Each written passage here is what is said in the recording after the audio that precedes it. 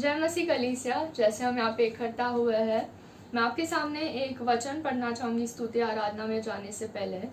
Romans 5:8 में ऐसा कहता है, but God demonstrates his own love for us in this, while we were still sinners Christ died for us. और हिंदी में ऐसा लिखा है कि पर परमेश्वर ने हम पर अपना प्रेम दिखाया, जबकि हम तो पापी ही थे, किंतु पर यीशु ने हमारे लिए प्राण त्यागा। जैसे वचन कहता है that God loved us so much that even when we were sinners, He died for us, कि परमेश्वर ने उस क्रूस पर हमारे लिए खून बहाया है जब हम पापी ही थे, और हम जैसे पापियों को परमेश्वर ने शिफा दी है। तो जैसे हम ये गीत गाते हैं कि हम उसके नाम को ऊंचा उठाए और इस नाम की हम जय जयकार करें।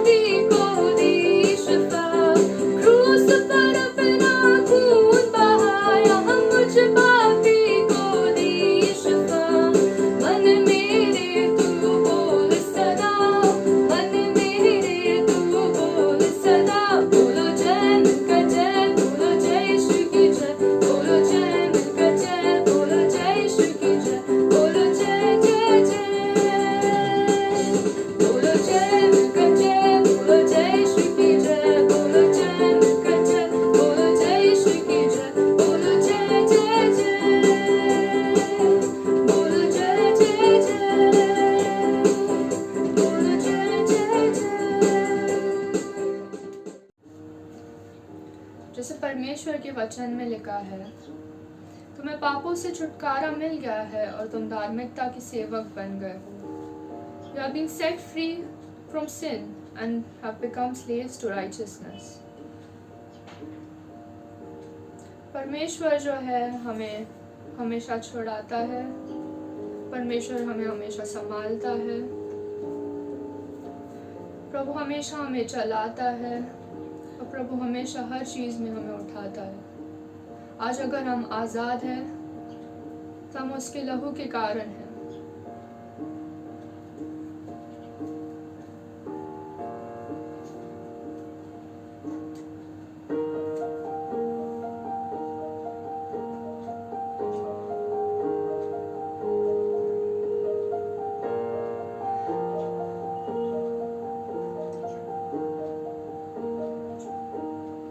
तू ही है वो जो मुझको छुड़ाता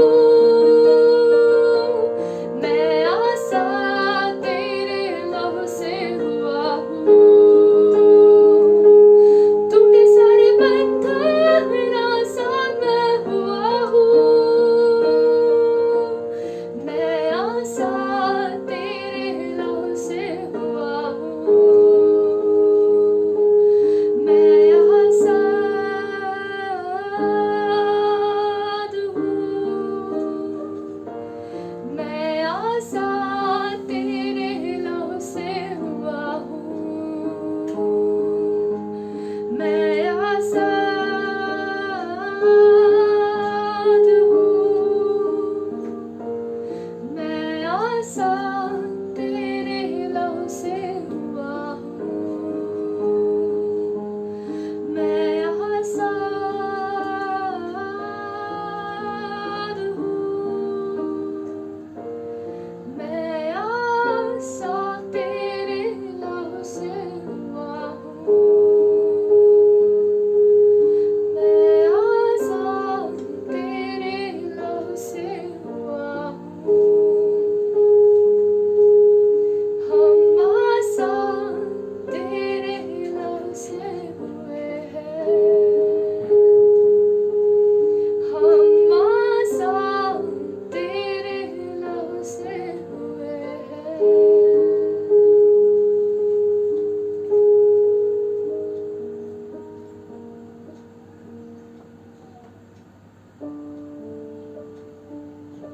हाँ परमेश्वर, हम तेरे लहू की वजह से आज़ाद हुए हैं परमेश्वर।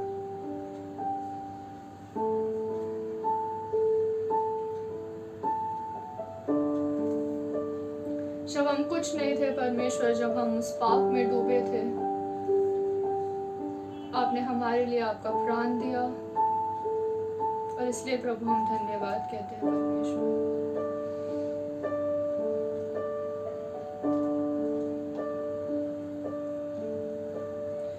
धन्यवाद यीशु तुला, हालेलुया, धन्यवाद यीशु तुला,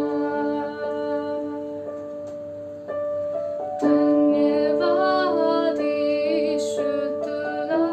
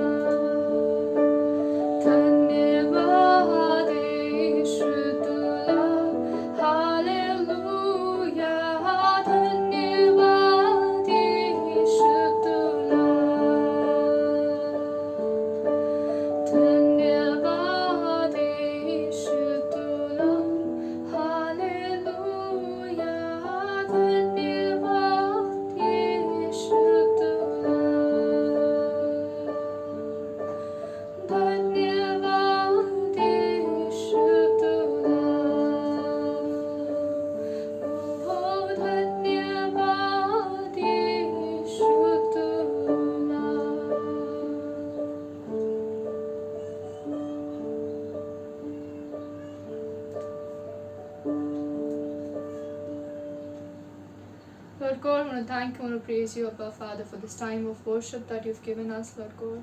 Thank you for every single thing that you've done in our lives, Abba Father. Lord Jesus, all that we can say right now, Abba Father, is thank you. धन्यवाद प्रभु और उस कार्य के लिए परमेश्वर जो आपने हमारे जीवन में किया है। आगे का समय प्रभु हम आपके हाथों में देते हैं। प्रभु आप ले और चला, आपके मीठे और पवित्र नाम से मांगते हैं, आमीन। जय मसीह कलीसिया। फिर से हम इस बुधवार के शाम प्रभु ने हमें मौका दिया है कि हम एकत्र आए, और आइए हम हर बुधवार की तरह हम थोड़ा समय प्रार्थना में बिताए, और हम परमेश्वर से सबसे पहले हम परमेश्वर को धन्यवाद देंगे, उसकी स्तुति हम करेंगे। और परमेश्वर को धन्यवाद इसलिए देंगे क्योंकि वो महान है। एक वचन मैं आपके सामने रखना चाहता हूँ, वो भजन संहिता 104 उसका पहला वचन।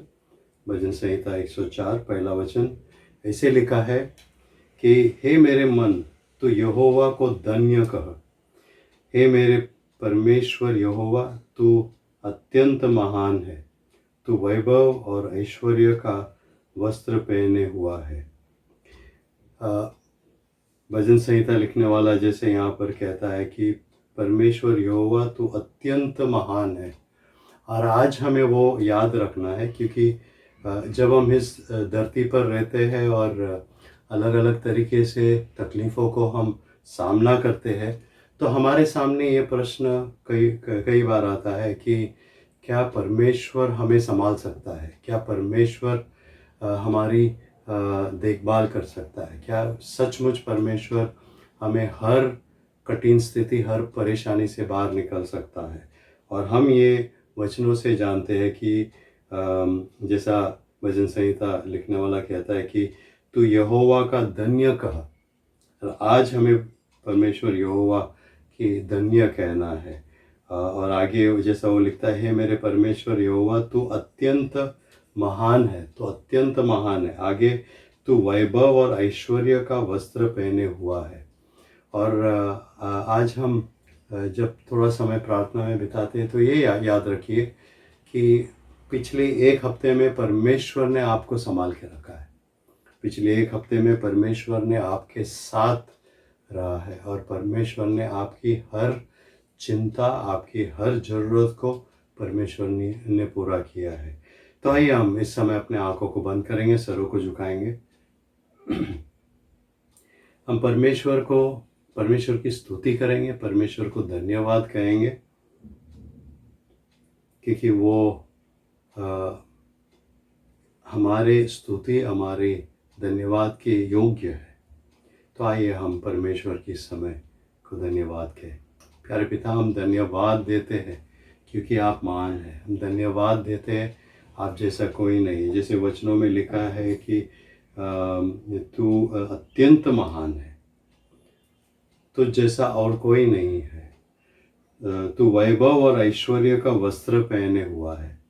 और आज हम ऐसे परमेश्वर के सामने आते हैं, जिस परमेश्वर ने इस सारा सृष्टि को बनाया, हमको बनाया, और आपने हमारी हर ज़रूरत पूरा किया है। इन दिनों में अलग अलग रीति से जब हम परेशानियों से जाते हैं, कठिनाइयों से जाते हैं, उस समय हम ये याद रखते हैं कि परमेश्वर आप है, आप हमारे साथ हैं, आप हमारे परमेश्वर हैं, आप कभी हमारे साथ नहीं छोड़ेंगे। हम धन्यवाद देते हैं परमेश्वर, आपको धन्यवाद देते हैं क्योंकि आप जैसा और कोई नहीं है।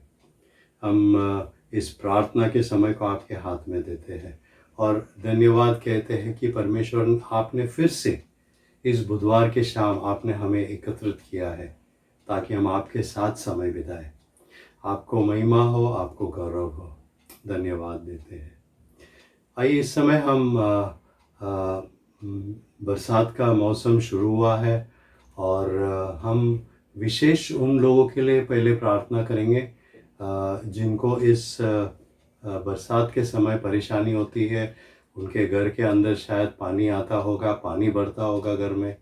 बहुत सारे लोग हैं जो इन दिनों में बहुत कठिनाइयों से अपना जीवन बिताते हैं। तो उन लोगों को हम याद रखेंगे। अगर आपको हमारे कलीसिया से किसी का नाम याद आता है जो ऐसे कठिनाइयों में जाते हैं इस समय में, बरसात के वजह से वो कई बार सो नहीं पाते हैं क्योंकि उनके घर के अंदर पानी आ जाता है, हम उनके लिए प्रार्थना करेंगे।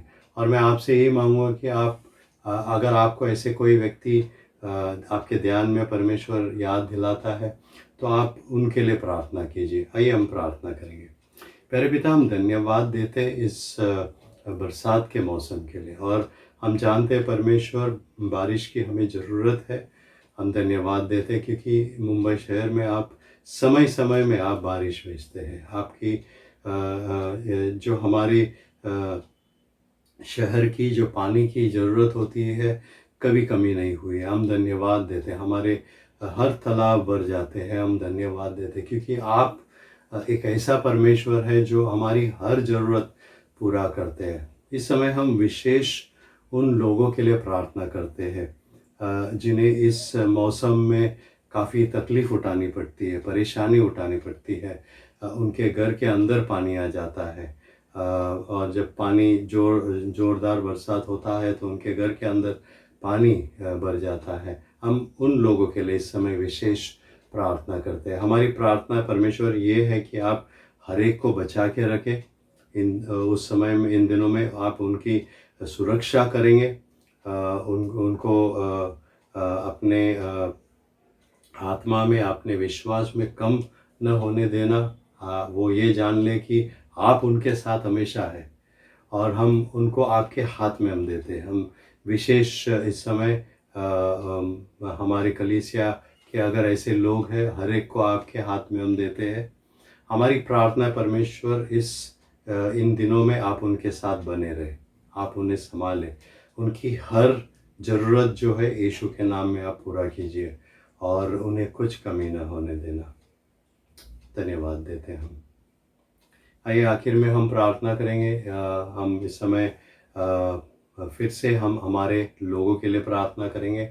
और कई लोग इन दिनों में जो वातावरण है बदलने की वजह से बीमार हो रहे हैं, बुखार आ रहा है, काशी आ रहा है, अलग अलग तरीके से उनकी परेशानी है। आइए हम उनके लिए इस समय प्रार्थना करेंगे।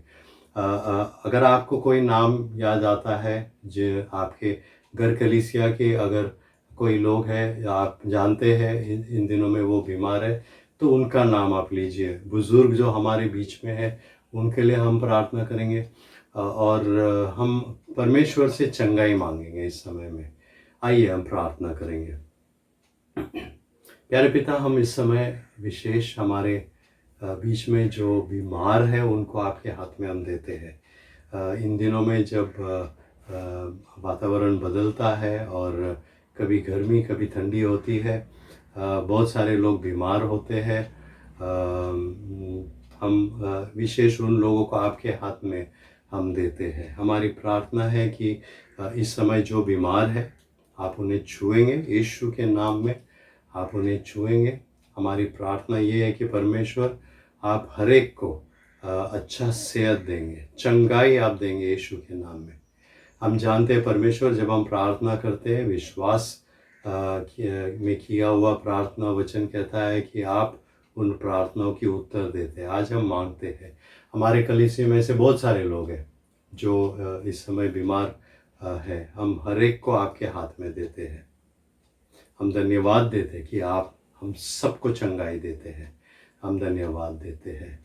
हम आपको आपके सामने हम झुकते हैं और हम मानते हैं परमेश्वर कि आप विश्वास योग्य है और आप हमें कभी अकेला नहीं छोड़ते। हमारे हर कठिन समय में आप हमारे साथ रहते हैं। हम धन्यवाद देते हैं परमेश्वर। हम ये भी मांगते हैं इस समय जब हम वचनों में जाएंगे, वचनों से आज जो भी हम सीखेंगे, हमारी प्रार्थना है कि परमेश्वर आप हमें उन वचनों को सिखाएंगे। हम मांगते पवित्र आत्मा आप हमें उन वचनों को खोल के हमें समझाए, ताकि हम उन वचनों से जो छोटी छोटी बातें हैं जो हमें सीखना है, उन बातों को सीखने में आप हमें मदद कीजिए। आने वाला समय जब हम वचनों को खोल के पढ़ते हैं, आप हमारे साथ बने रहे। आने वाला समय आपके हाथ में हम देते हैं। धन्यवाद देते हैं, आपने हमारी प्रार्थना को सुना। प्रभु यीशु मसीह के नाम ये सब हम विनती करते हैं, आमीन। फिर से हम धन्यवाद देते हैं, परमेश्वर ने हमें मौका दिया है कि वचनों से फिर से हम सीखें और हम आत्मिक परिपक्वता के विषय में सीख रहे हैं। हमारी कोशिश ये है कि हम जैसे हम आत्मिक रीति से हम बढ़ते जाते हैं, हमारी प्रार्थना ये है कि हम परिपक्व बने। We are learning about spiritual maturity. As we keep growing spiritually, our prayer is that we will become more and more like Jesus Christ. आज हम जो विषय में सीखने वाले हैं वो है परमेश्वर की क्षमा। परमेश्वर हमें जो क्षमा करता है, हमारे पापों को क्षमा करता है। Today we want to look at God's forgiveness to His people. सबसे पहले बात मैं आपको ये बताऊं कि यह परमेश्वर की इच्छा है कि प्रत्येक विश्वासी विजयी जीवन व्यतीत करे। पिछले 2 हफ्तों में हमने विजय के बारे में सीखा। हमने देखा कि हम किस तरह शैतान की सामना करना है और किस तरह हम शैतान के विरुद्ध हम लड़ सकते हैं, और जब हम शैतान के विरुद्ध लड़ते हैं तो किस तरह परमेश्वर हमें विजय देता है। और हमने ये देखा था कि विजय हमारा है अगर हम वचनों के अनुसार जो बातें हमने सीखी उसको हम हमारे जीवन में उपयोग करते हैं। तो सबसे पहली बात ये यहाँ पर जो मैंने पढ़ा कि परमेश्वर की ये इच्छा है कि प्रत्येक विश्वासी, हर एक विश्वासी विजयी जीवन वो व्यतीत करे। परमेश्वर की ये इच्छा है कि हर विश्वासी, वो कोई भी हो, हर विश्वासी एक विजयी जीवन व्यतीत करना चाहिए। अपना जीवन वो विजय में जीना चाहिए, और ये वचनों से हमें बार बार हमें सीखने मिलता है। आज फिर से उन बातों को हम सीखेंगे। पर हम ये भी जानते हैं, ये जो अभी मैंने बताया, लेकिन इसके बावजूद हम ये भी जानते हैं कि हमें ये पता है कि परमेश्वर जानता है कि ऐसे समय होंगे जब हम पाप और प्रलोभन के आगे हम झुकेंगे या उसमें हम गिरेंगे।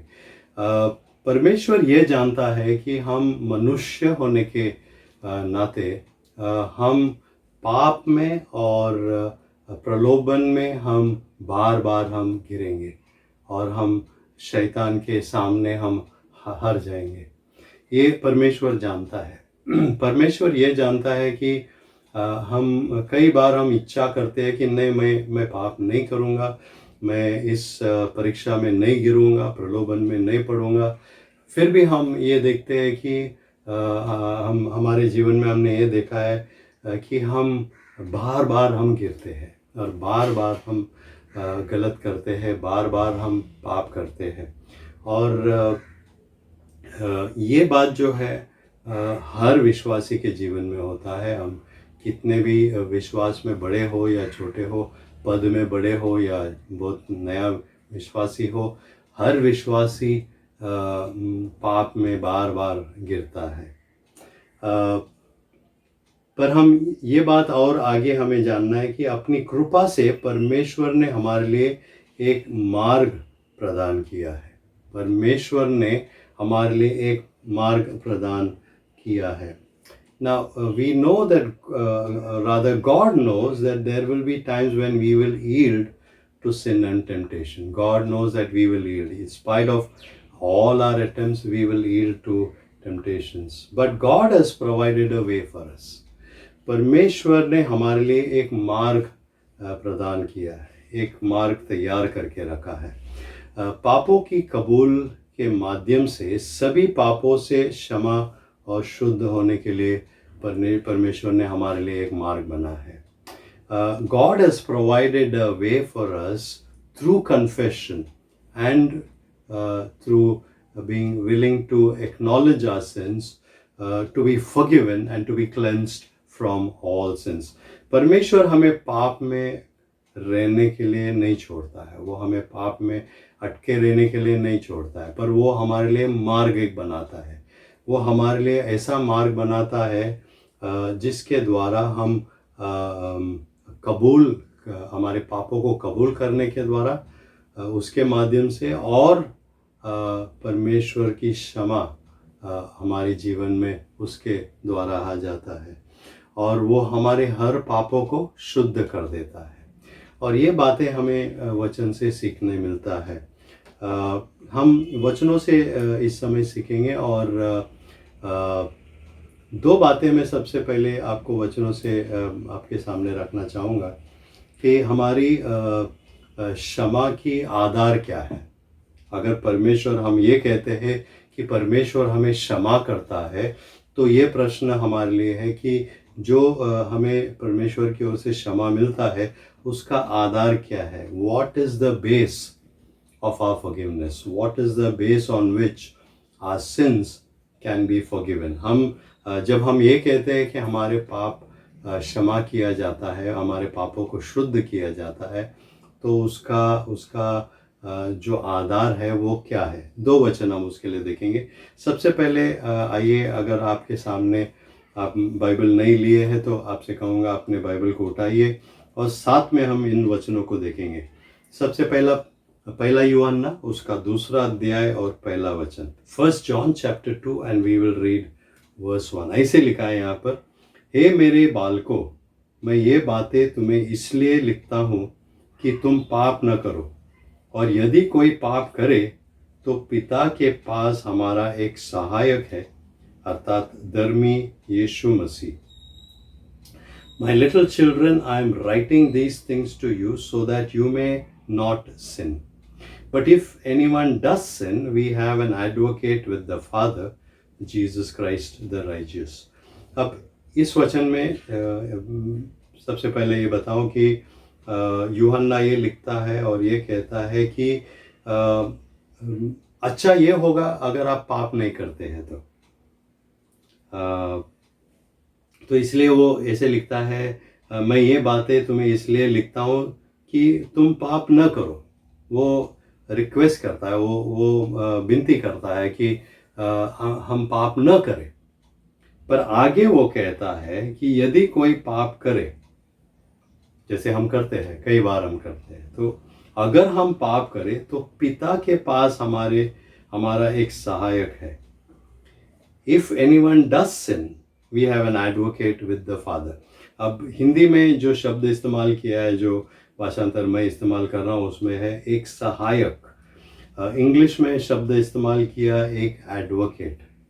और ये बात मैं आपके सामने रखना चाहता हूँ, हालांकि वो शब्द इस वचन में नहीं है, कि हमारे पास एक वकील है, हमारे पास हमारे और परमेश्वर के बीच में बात करने वाला एक व्यक्ति है, प्रभु यीशु मसीह, जो हमारी ओर से परमेश्वर के सामने हमारा जो केस है वो रखेगा।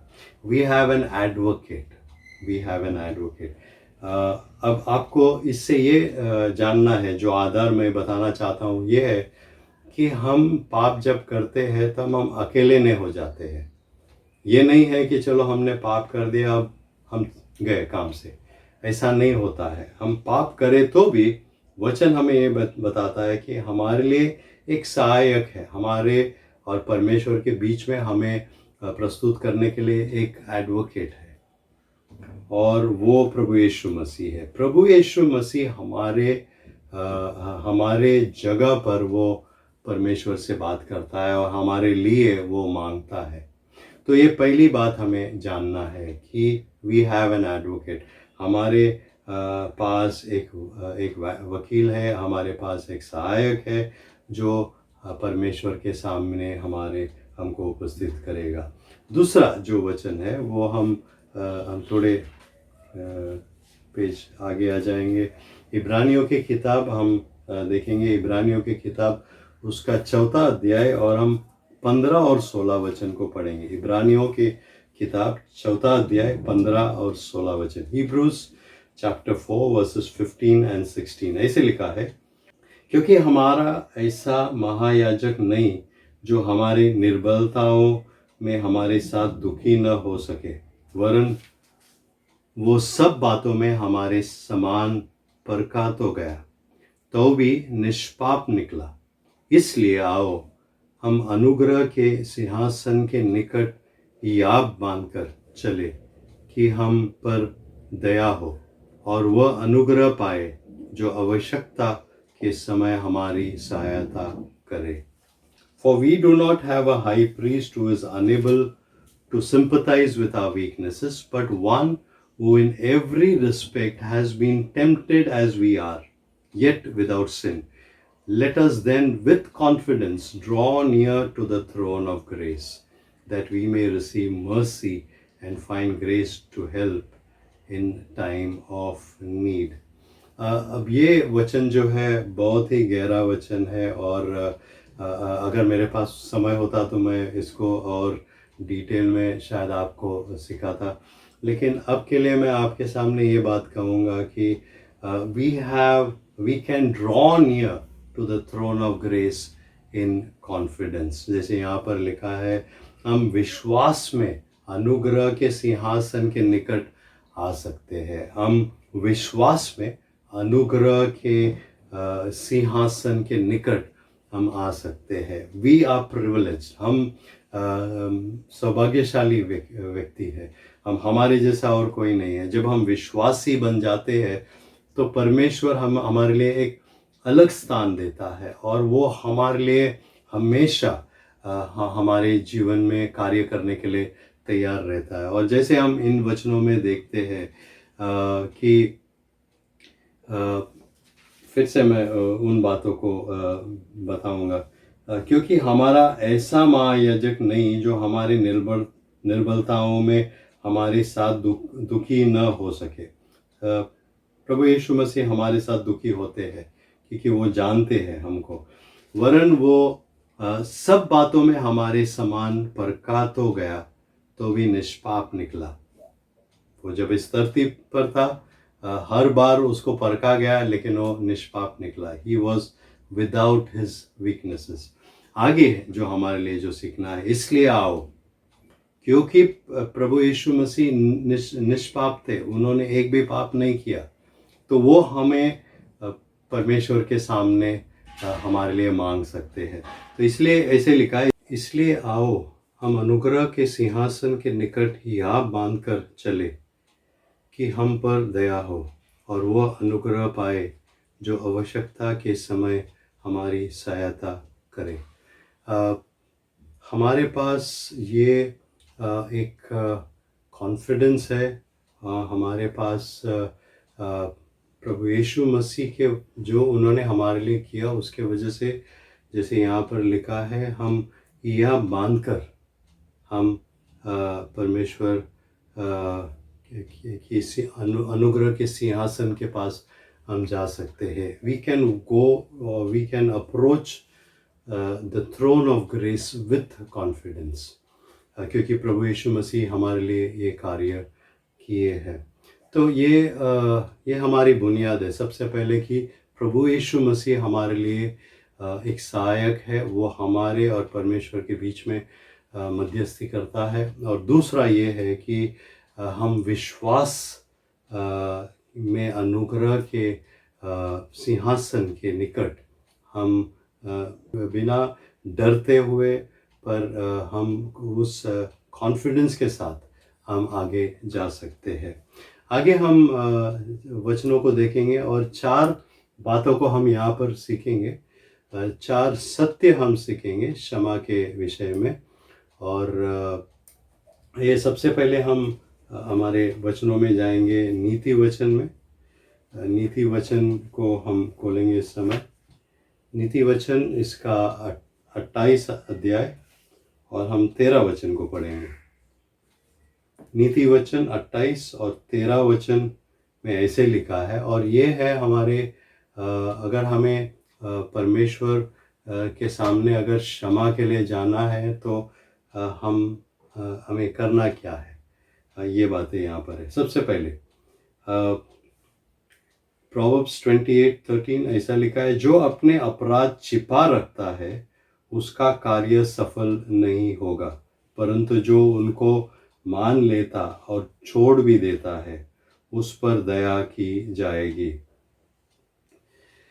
Whoever conceals his transgressions will not prosper, but he who confesses and forsakes them will obtain mercy. अब सबसे पहली बात हमें ये जानना है कि हम अपने पापों को छुपा नहीं सकते हैं। हम अपने पापों को छुपा नहीं सकते। We can not conceal our sins. हम जो पाप करते हैं परमेश्वर उसको जानते हैं और हम हमारे पापों को छुपा नहीं सकते। यहाँ पर जैसे लिखा है, अगर हम हमारे पापों को छुपाते हैं, अगर हम हमारे अपराध को छुपाते हैं, जैसे लिखा है, उसका कार्य सफल नहीं होगा, ऐसे लिखा है। whoever conceals his transgression will not prosper। पर आगे जो लिखा है कि परंतु जो उनको मान लेता है और छोड़ भी देता है उस पर दया की जाएगी। He who confesses and forsakes them will obtain mercy। So सबसे पहले हमें हमारे पापों के साथ क्या करना है? हमें उसको परमेश्वर के सामने रख देना है, उसको छुपा के नहीं रखना है। हमें उसको कबूल करना है और हमें परमेश्वर के सामने उस पाप को हमें छोड़ देना है। और जब हम ये करते हैं तो वचन हमें ये बताता है कि हमारे पाप माफ़ किया जाता है। आपको ये जानना है। दूसरा जो बात हमें जानना है, फिर से आइए हम पहला यूहन्ना में जाएंगे। पहला यूहन्ना उसका पहला अध्याय और 9 वचन को हम पढ़ेंगे। 1 John chapter 1 verse 9। पहला यूहन्ना पहला अध्याय 9 वचन ऐसे लिखा है कि यदि हम अपने पापों को मान ले तो वह हमारे पापों को क्षमा करने और हमें सब अधर्म से शुद्ध करने में विश्वास योग्य और धर्मी है। God is faithful and just। परमेश्वर विश्वास योग्य और न्यायी है। जैसे यहाँ पर लिखा है, God is faithful and just। परमेश्वर विश्वास योग्य और धर्मी है। और हम ऐसे परमेश्वर के सामने अपने पापों को कबूल करते हैं जो विश्वास योग्य और धर्मी है। तो यहाँ पे क्या लिखा है? यदि हम अपने पापों को मान ले, अगर हम उसको मान ले तो वो हमारे पापों को क्षमा करने और हमें सब अधर्म से शुद्ध करने में विश्वास योग्य और धर्मी है।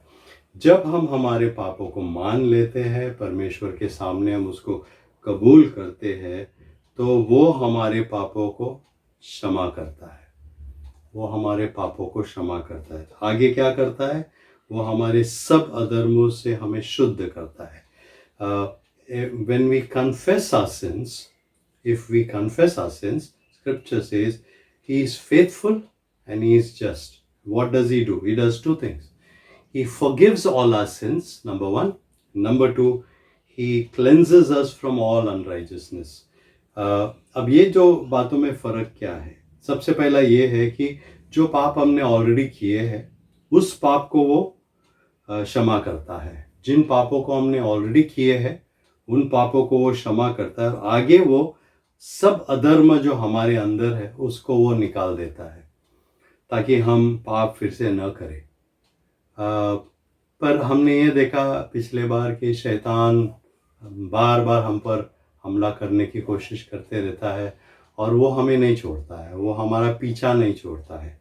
तो हालांकि परमेश्वर हमारे हर पाप को क्षमा करता है, हमें हमारे अधर्म को वो शुद्ध करता है, फिर भी हम कई बार गिर जाते हैं और हम कई बार जो नहीं करना चाहिए वो हम कर लेते हैं।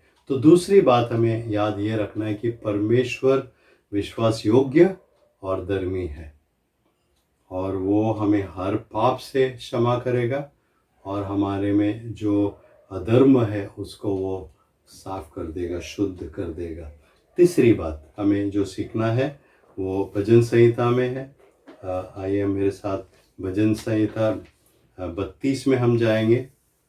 भजन संहिता 32 साम 32 और वहाँ पर हम 5वां वचन को पढ़ेंगे। भजन संहिता 32 5वां वचन ऐसे लिखा है, जब मैंने अपना पाप तुझ पर प्रकट किया और अपना अधर्म न छिपाया और कहा मैं यहोवा के सामने अपने अपराधों को मान लूँगा, तब तूने मेरे अधर्म और पाप से क्षमा कर दिया। I acknowledge my sins to you, and I did not cover my iniquities. I said, I will confess my transgression to the Lord, and you forgave the iniquity of my heart.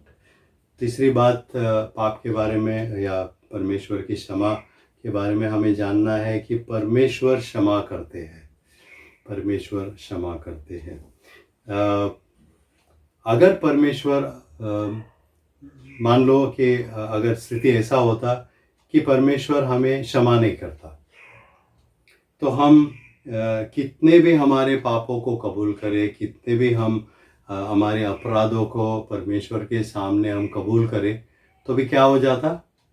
कुछ फर्क नहीं पड़ता।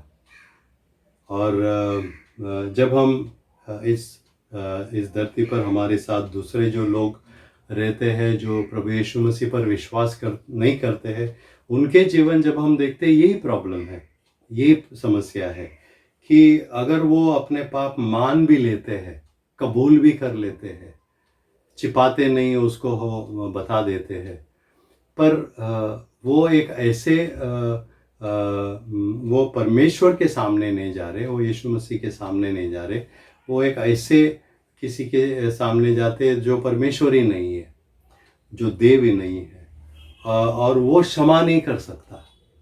तो वो सुन लेगा, वो बोलेगा ठीक है जाओ, पर वो क्षमा नहीं कर सकता है। हमारे लिए ये बात आपको जान लेना है कि परमेश्वर हमारे पापों को क्षमा करता है। God is the God who forgives. He is not like the others who many people believe in, who cannot forgive. उदाहरण मैं बहुत सारा दे सकता हूँ, लेकिन अगर मैंने कुछ गलत कह दिया तो लोग नाराज़ हो जाएंगे, क्योंकि ऐसे दूसरे जो है जिन पर लोग विश्वास करते हैं, जो परमेश्वर ही नहीं है, वो हमारे पापों को वो क्षमा नहीं कर सकते हैं। आपको याद होगा जब प्रभु यीशु मसीह इस धरती पर थे, वो एक घर में गए और वहाँ पर वो सिखा रहे थे और बहुत सारे लोग वहाँ पर इकट्ठा हुए थे। इतना लोग थे कि किसी को दरवाजे से अंदर आने का मौका ही नहीं था, क्योंकि पूरा भीड़ भरा था। तो उस समय एक व्यक्ति जो बीमार था, उसको उसके 4 मित्रों ने क्या कर दिया, छत को उन्होंने खोल दिए और छत से उन 4 मित्रों ने उसको घर के अंदर प्रभु यीशु मसीह के सामने उन्होंने धीरे से उन्होंने नीचे छोड़ दिया। अब इन 4 जो मित्र थे, उनकी प्रभु यीशु मसीह से क्या इच्छा थी कि प्रभु यीशु मसीह क्या करे? उनकी इच्छा ये थी कि प्रभु यीशु मसीह उनको चंगाई दे और वहाँ से उनको सही बनाकर, सच्चा सही जो सेहत है वो देकर उसको वहाँ से छोड़ दे। लेकिन प्रभु यीशु मसीह ने सबसे पहले उसको क्या कहा? उन्होंने ये कहा कि तुम्हारे पाप माफ़ किए, तुम्हारे सब अपराध को मैंने माफ़ किया। प्रभु यीशु मसीह ये कर सकते थे और सब लोग चौंक गए कि ये क्या कह रहा है। हम ये जानते हैं कि प्रभु यीशु मसीह हमारे हर पाप से हमको छुटकारा दे सकता है, वो हमें माफ़ कर सकता है, और ये हमें याद रखना है, वो हमारे पापों को क्षमा कर सकता है। परमेश्वर प्रभु यीशु मसीह हमारे हर पाप से हमें क्षमा कर सकता है। आखिर का एक वचन है भजन संहिता 103 में हम जाएंगे। भजन संहिता 103 और हम 12वां वचन को हम पढ़ेंगे। भजन संहिता 103 और हम 12 वचन को पढ़ेंगे। ऐसे लिखा है, उद्याचल अस्ताचल से जितनी दूर है, उसने हमारे अपराधों को हमसे उतनी ही दूर कर दिया है। फिर से पढ़ लेता हूँ। उद्याचल अस्ताचल से जितनी दूर है, उसने हमारे अपराधों को हमसे उतनी ही दूर कर दिया है। As far as the east is from the west, so far does he remove our transgressions from us. चौथी बात, परमेश्वर क्या करता है? परमेश्वर हमारे पापों को हमसे बहुत दूर कर देता है। परमेश्वर हमारे पापों को हमारे करीब नहीं रखता है, जहाँ पर हम फिर से जाके उसमें खोज सके। परमेश्वर हमारे पापों को, जैसे वचन में लिखा है, उद्याचल अस्ताचल से जितनी दूर है उतना दूर। अब ये तो हम माप भी नहीं सकते, इतना दूर है। और वचन हमें ये कहता है कि वो हमारे अपराधों को हमसे उतनी ही दूर कर दिया है। वो हमारे पापों को हमसे दूर करता है। God removes our sins far from us. God takes them far away from us. कई बार हम क्या करते हैं, हम उन पाप में बार बार जाते हैं, हम उनको याद करते रहते और उसमें हम गिरते रहते हैं। हमें ये संभालना है, क्योंकि हमें इस बात से संभाल के रहना है। परमेश्वर का वचन हमें बहुत सरल रीति से बताता है कि परमेश्वर हमारे अपराधों को, हमारे पापों को हमसे बहुत दूर ले जाता है, ताकि हम उसको याद भी ना करें। शैतान उल्टा करता है, वो बार बार आके हमको याद दिलाने की कोशिश करता है। पर आपको ये याद रखना है कि परमेश्वर हमें हमारे हर अपराध से हमें माफ़ करता है, और फिर वो क्या करता है, हमारे अपराधों को बहुत दूर ले जाता है, ताकि हम उसमें फिर से न जाए। आज क्षमा के बारे में हमने जो बातें सीखी, उसके बारे में फिर से एक बार मैं बताता हूँ, फिर हम प्रार्थना करेंगे। हमने 2 बुनियाद देखे, क्षमा, परमेश्वर जब हमें क्षमा करता है उसके बारे में। सबसे पहले हमने ये देखा कि हमारे पास एक एडवोकेट है, एक सहायक है, प्रभु यीशु मसीह है, जो हमारे और परमेश्वर के बीच में मध्यस्थी करता है हमारे लिए। दूसरी बात हमने ये देखा कि हम विश्वास में अनुग्रह के सिंहासन के निकट हम आ सकते हैं। विश्वास में हम आ सकते हैं, कॉन्फिडेंस में हम आ सकते हैं, हिम्मत के साथ हम आ सकते हैं। कहाँ पर? अनुग्रह के सिंहासन के पास, के उसके निकट हम आ सकते हैं। और हमें डरने की कोई ज़रूरत नहीं, क्योंकि हम परमेश्वर के बच्चे हैं। हम उस विश्वास के साथ हम परमेश्वर के पास आकर हमारे पापों को कबूल कर सकते हैं। 4 बातें जो हमने सीखी, जो हमने कहा कि क्षमा पर 4 जो सत्य है। सबसे पहले हमने ये देखा कि हम अपने पापों को छुपा नहीं सकते हैं। हम कितना भी कोशिश करो, हम अपने पापों को छुपा नहीं सकते हैं। दूसरी बात हमने ये देखा कि परमेश्वर विश्वास योग्य और धर्मी है। परमेश्वर विश्वास योग्य और धर्मी है। जब हम उसके पास हमारे पापों को कबूल करते हैं, तो वो हमारी विनती को सुनता है। तीसरी बात हमने ये देखा कि परमेश्वर हमें क्षमा करते हैं। परमेश्वर हमें क्षमा करते हैं। हम कितने भी बड़े पापी हो, कितने भी बड़ा पाप हमने किया हो, परमेश्वर हमारे पापों को क्षमा करता है। सिर्फ वो एक है जो हमारे पापों को क्षमा कर सकता है। और चौथी बात हमने देखा कि परमेश्वर हमें हमारे पापों को हमसे दूर करता है, दूर कर देता है। हमारे निकट नहीं रखता है, हमसे बहुत दूर कर देता है। आइए हम अपने सरों को झुकाएंगे, अपने आंखों को बंद करेंगे और अपने आप के बारे में अब इस समय में हम सोचेंगे जरा कि हम हमारे पापों की क्षमा के विषय में हम कहाँ पर हैं। क्या हमारी पापों की क्षमा हुई है? आज वचनों से जो सीखे हैं उसके अनुसार हम अपने आप को जांचेंगे, क्योंकि सिर्फ प्रभु यीशु मसीह एक है जो हमारे और परमेश्वर के बीच मध्यस्थी करता है। और वो ये है कि जो हमें हमारे पापों से हमें छुटकारा पा सकता है। और हम विश्वास में हम अनुग्रह के सिंहासन के निकट हम जा सकते हैं। आज अपने सर जब झुके हैं तो ये याद रखिए कि हम परमेश्वर के अनुग्रह के सिंहासन के हम निकट जा सकते हैं और अपने पापों को हम कबूल कर सकते हैं।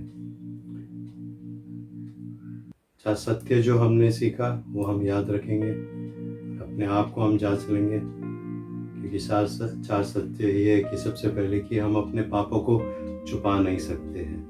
हम अपने पापों को नहीं छुपा सकते हैं। परमेश्वर हमारे बारे में सब कुछ जानता है, हम हमारे पापों को नहीं छुपा सकते हैं। दूसरी बात कि परमेश्वर विश्वास योग्य और धर्मी है।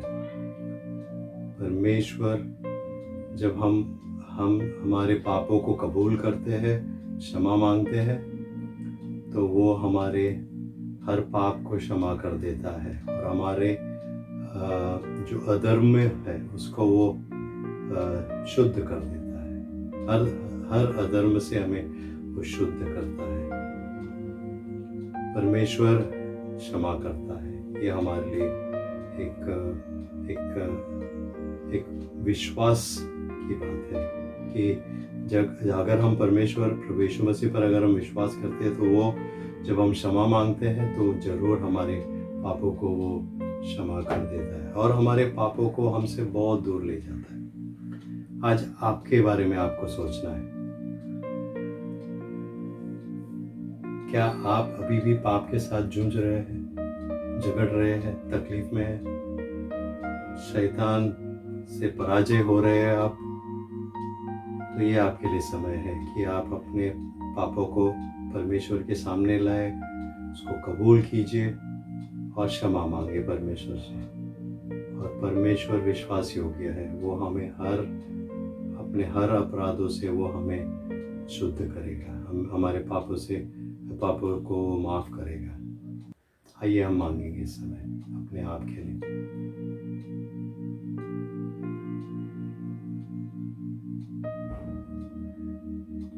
प्यारे पिता, हम धन्यवाद देते हैं अपने वचनों के लिए।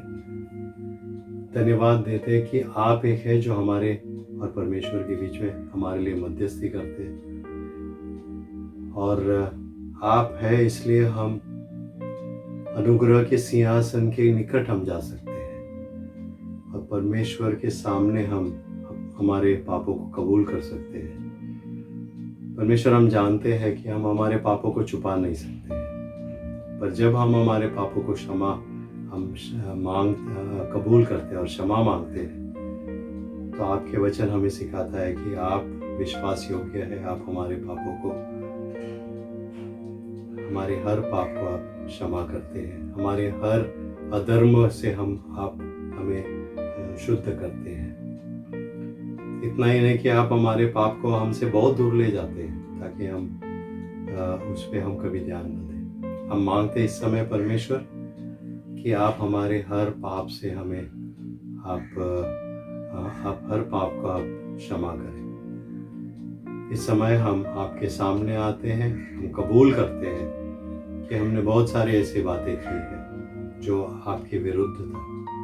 हम मांगते परमेश्वर आप हमें क्षमा कीजिए, हर पाप से हमें क्षमा कीजिए और आपके करीब आने में आप हमें मदद कीजिए, क्योंकि हमारा जो लक्ष्य है आत्मिक मैच्योरिटी, हमारी जो लक्ष्य है वो है आत्मिक परिपक्वता। आप हमें परिपक्व बनाएंगे, आपके करीब आने में मदद करेंगे। जब तक हम में पाप है हम वो नहीं कर सकते। आप हमारी मदद कीजिए। फिर से हम सबको आपके हाथ में हम देते हैं। धन्यवाद देते हैं इस समय के लिए, आपने वचनों से हमें सिखाया। पवित्र आत्मा के लिए धन्यवाद देते हैं जो हमें वचनों को समझा के समझाने में हमारी मदद की। हम धन्यवाद देते हैं। हम सबको आपके हाथ में देते हैं। हमारी प्रार्थना यही है कि फिर से परमेश्वर आप हमारे हर पाप को क्षमा करिए। हम अपने आप को अपने हाथ में देते हैं। आपने हमारी प्रार्थना सुन ली, इसलिए हम धन्यवाद देते हैं। सारा महिमा, सारा गौरव, आदर आपको देते हैं। प्रभु यीशु मसीह के नाम ये सब हम मांगते हैं। आमीन। आमीन। विश्वास में जाइए और ये विश्वास कीजिए कि परमेश्वर हमारे हर पापों से हमें क्षमा करता है और हर अधर्म से हमें शुद्ध करता है। आमीन।